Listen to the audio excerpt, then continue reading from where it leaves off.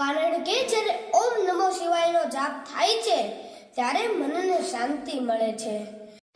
હર હર મહાદેવ મિત્રો, મહાશિવરાત્રી એ માત્ર એક તહેવાર નથી, પણ આપણી અંદર રહેલી શાંતિ, શક્તિ અને સંકલ્પ ઓળખવાનો દિવસ છે.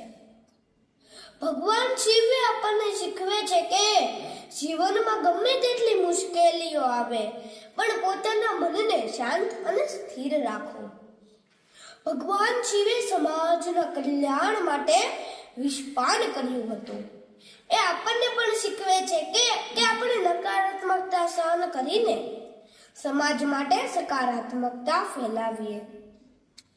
તેમનું સરળ જીવન આપણને યાદ અપાવે છે કે સાચી શક્તિ માત્ર દેખાવમાં જ નહીં, પરંતુ આત્મવિશ્વાસ, સચ્ચાઈ અને ધીરજમાં છે. તેમનું ત્રીજું નેત્ર આપણને શીખવે છે કે દરેક પરિસ્થિતિઓને જ્ઞાન અને સાચી દ્રષ્ટિથી જોવી જોઈએ.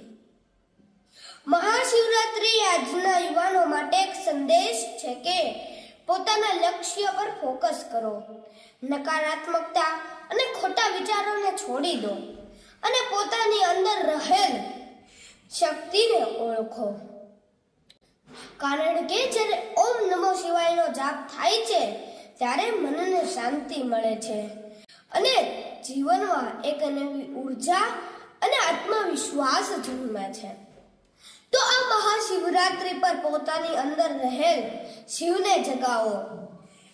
ડર, આળસ અને નકારાત્મકતાને છોડી દો અને શક્તિશાળી, સકારાત્મકતા અને સફળ જીવન બનાવો. હર હર મહાદેવ.